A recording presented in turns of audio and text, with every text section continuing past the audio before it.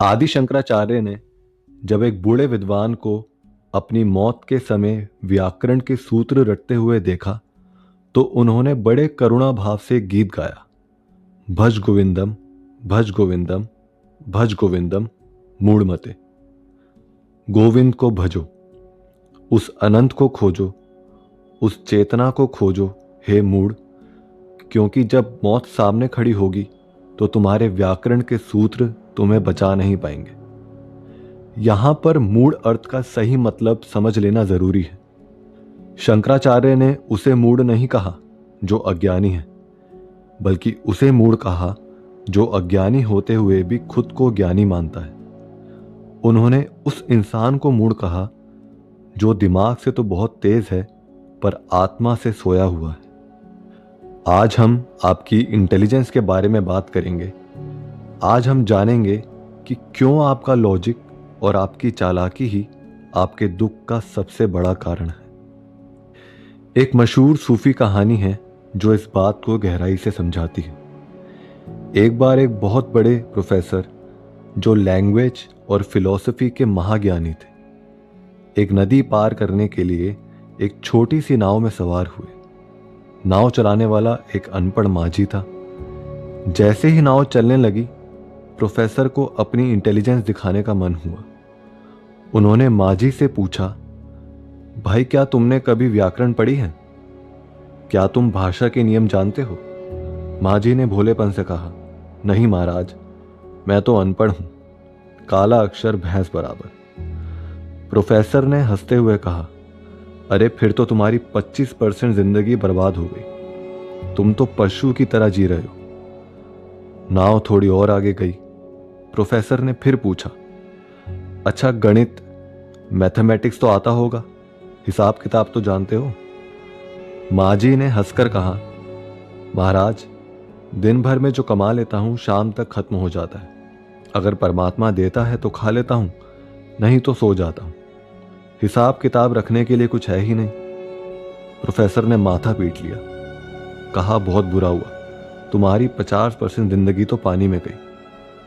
कुछ देर बाद प्रोफेसर ने फिर पूछा, अच्छा खगोल शास्त्र, ज्योग्राफी, सितारों का विज्ञान तो जानते हो? नहीं महाराज, माझी ने कहा, मैं बस इस नदी को जानता हूं। तो तुम्हारी 75% जिंदगी बर्बाद है, प्रोफेसर ने फैसला सुना दिया। तभी अचानक आसमान काला पड़ गया। एक तेज तूफान आया, लहरें उठने लगी, छोटी सी नाव डगमगाने लगी और नाव में पानी भरने लगा। मौत सामने खड़ी थी। प्रोफेसर की सारी किताबें भीगने लगी। माझी ने उनकी तरफ देखा। प्रोफेसर का चेहरा डर से पीला पड़ चुका था। वो कांप रहे थे।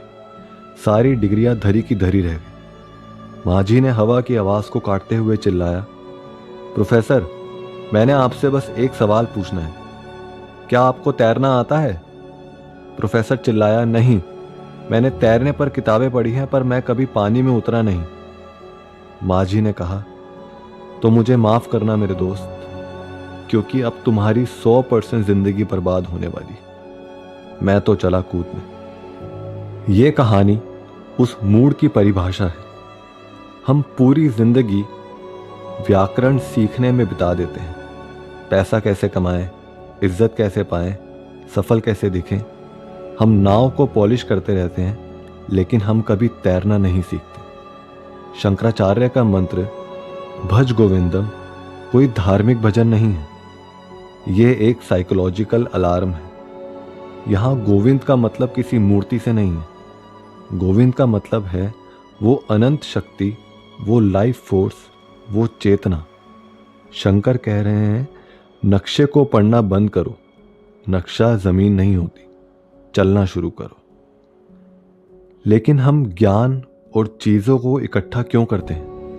हम होर्डिंग क्यों करते हैं? साइकोलॉजी कहती है इसका कारण है गहरा आंतरिक खालीपन, द इनर वॉइड। जब आप शांति से बैठते हैं, बिना फोन के, बिना किसी काम के, बिना टीवी के, बिना रेडियो के, तो आपको एक घबराहट महसूस होती है, एक खालीपन लगता है। उस खालीपन को भरने के लिए आप चीजें इकट्ठी करते हैं, धन से, पद से, प्रतिष्ठा से अपने आप को भरते हैं। एक बार ऐसा हुआ, एक अमीर आदमी जो चीज़ें जमा करने का इतना शौकीन था कि जब उसका बेटा एक टूटी हुई झाड़ू फेंकने लगा तो वो भागकर उसे वापस उठा लाया। पूछने पर उसने कहा, क्या पता कभी काम आ जाए। ये बचत नहीं है, ये एंजाइटी है, ये जीवन पर गहरा अविश्वास है। मूढ़ जही धनात्म तृष्णा, हे मूढ़, इस जमा करने की प्यास को त्याग दे। तो अगर चालाकी और हिसाब किताब काम नहीं करता तो क्या काम करता है? जवाब है समर्पण, सरेंडर। हमें लगता है समर्पण का मतलब है हार मानना। अध्यात्म में समर्पण का मतलब है भरोसा। जब आप तैरना सीखते हैं तो आप पानी से लड़ते नहीं हैं, आप पानी पर भरोसा करते हैं और पानी आपको ऊपर उठा लेता है। भगवान कृष्ण के जीवन से जुड़ी एक बहुत ही सुंदर घटना है जो लॉ ऑफ रिवर्स एफर्ट को समझाता है। एक दिन कृष्ण भोजन करने बैठे, पहला निवाला उठाया ही था कि अचानक रुक गए। वो तेजी से उठे और दरवाजे की तरफ भागे जैसे घर में आग लग गई हो। लेकिन दरवाजे पर पहुंचते ही वो रुके, वापस मुड़े और शांति से आकर दोबारा खाने बैठ गए। रुक्मणी हैरान थी। उन्होंने पूछा, प्रभु आप भागे क्यों और वापस क्यों आ गए?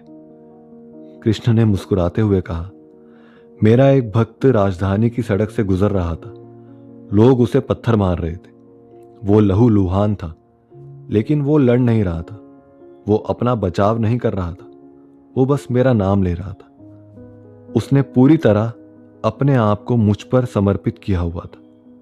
वो असहाय था, इसलिए मैं उसे बचाने भागा। तो वापस क्यों आ गए? रुक्मणी ने पूछा। कृष्ण ने कहा, जब तक मैं दरवाजे तक पहुंचा उसने अपना चित्त बदल दिया। उसने खुद अपने हाथ में पत्थर उठा लिया। अब वो खुद जवाब दे रहा है। अब वो अपनी सुरक्षा खुद कर रहा है। तो वहां मेरी जरूरत ही नहीं रही।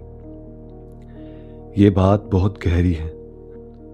जब तक आप अपनी चालाकी, अपनी प्लानिंग और अपने हिसाब से जिंदगी को कंट्रोल करने की कोशिश करते हैं, ब्रह्मांड की शक्ति दूर खड़ी रहती है। लेकिन जिस पल आप पत्थर छोड़ देते हैं, जिस पल आप भरोसा करते हैं, पूरा अस्तित्व आपकी मदद के लिए दौड़ पड़ता है। जिस पल आप पूरी तरह खाली हो जाते हैं तो पूरा अस्तित्व आपको भरने के लिए उत्सुक हो जाता है। परमात्मा केवल खाली प्याले को भरता है। शंकराचार्य इसके बाद एक कठोर सच्चाई पर आते हैं। वो कहते हैं, नारी या पुरुष के शरीर के आकर्षण में मत फंसो। ये केवल मांस और हड्डियों का ढांचा है। सुनने में ये बात बहुत पुरानी लग सकती है, लेकिन साइंस की भाषा में इसे इम्प्रिंटिंग कहते हैं। नोबेल प्राइज विजेता कॉनराड लॉरेंस ने बतखों पर एक प्रयोग किया था। उन्होंने देखा कि बतख का बच्चा अंडे से निकलते ही जो पहली चीज देखता है उसे ही अपनी मां मान लेता है, फिर चाहे वो इंसान ही क्यों ना हो। वो पूरी जिंदगी उसी के पीछे भागता है। हम भी उन बतखों की तरह हैं। हमारी बायोलॉजी, हमारे हार्मोन्स ने हमें इम्प्रिंट कर दिया है कि हम सुंदरता और शरीर के पीछे भागे। हमें लगता है वहां शांति मिलेगी, लेकिन ये एक भ्रम है। हम उस प्यासे आदमी की तरह हैं जो स्टेशन पर पानी बेचने वाले से मोल भाव कर रहा है। यात्री ने पूछा, 10 रुपए का पानी 5 रुपए में दोगे? पानी बेचने वाला रुका नहीं। उसने कहा, तुम्हें प्यास लगी ही नहीं है। अगर सच में प्यास लगी होती तो तुम दाम नहीं पूछते। जब आप इस इम्प्रिंट से जागते हैं तब आपको समझ आता है कि प्रेम दूसरे इंसान में नहीं है। दूसरा इंसान तो बस एक आईना है जो आपके भीतर के प्रेम को रिफ्लेक्ट कर रहा है। लेकिन सावधान रहना, शंकर कहते हैं, क्योंकि जब आप इंटेलिजेंस और लॉजिक में फंसे होते हैं तो परमात्मा आपके दरवाजे पर आता है और आप उसे पहचान नहीं पाते। इसे कॉग्निटिव ब्लाइंडनेस कहते हैं।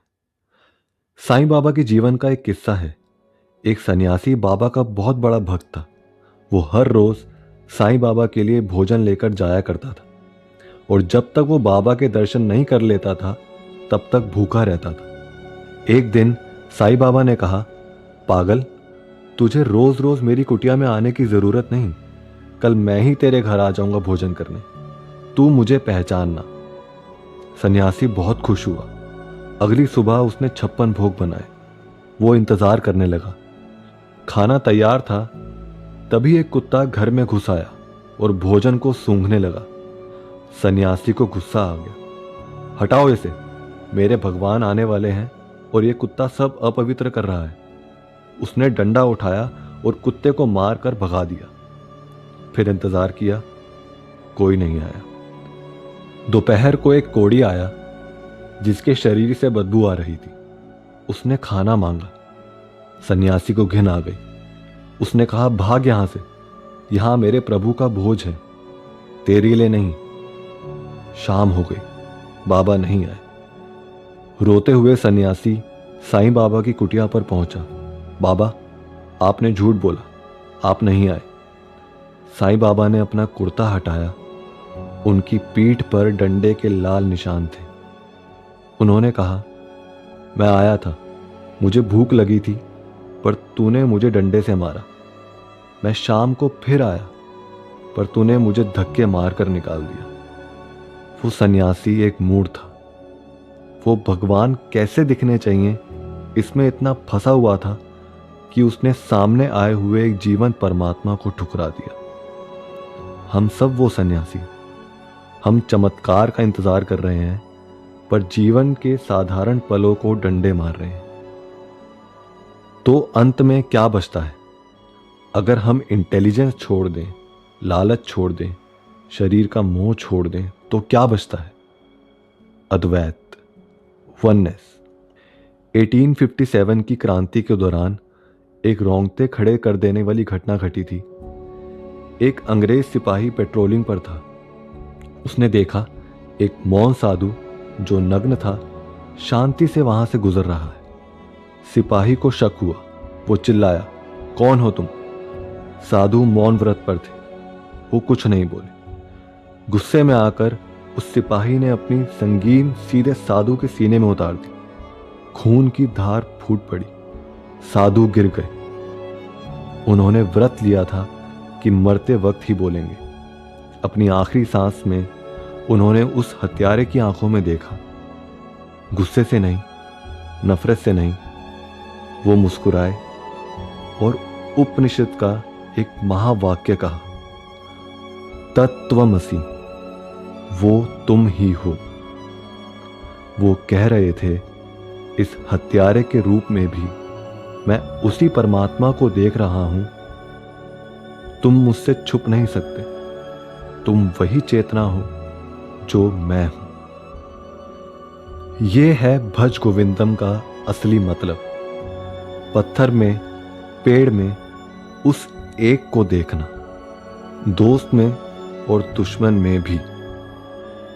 जैन गुरु बोधि धर्म से एक सम्राट ने पूछा था, सबसे बड़ा सौभाग्य क्या है? बोधि धर्म ने कहा, कभी पैदा ना होना। सम्राट हैरान रह गया। बोधि धर्म ने मुस्कुराते हुए कहा, लेकिन क्योंकि तुम पैदा हो चुके हो, तो दूसरा सबसे बड़ा सौभाग्य है जीते जी मर जाना। अपने अहंकार को मार दो, अपनी चालाकी को मार दो। जब तुम झूठ के लिए मर जाते हो, तभी सत्य का जन्म होता है। वो मूढ़ मत बनो जो लहरें गिनता है। समुद्र में कूद जाओ, तैरना सीखो। भज गोविंदम।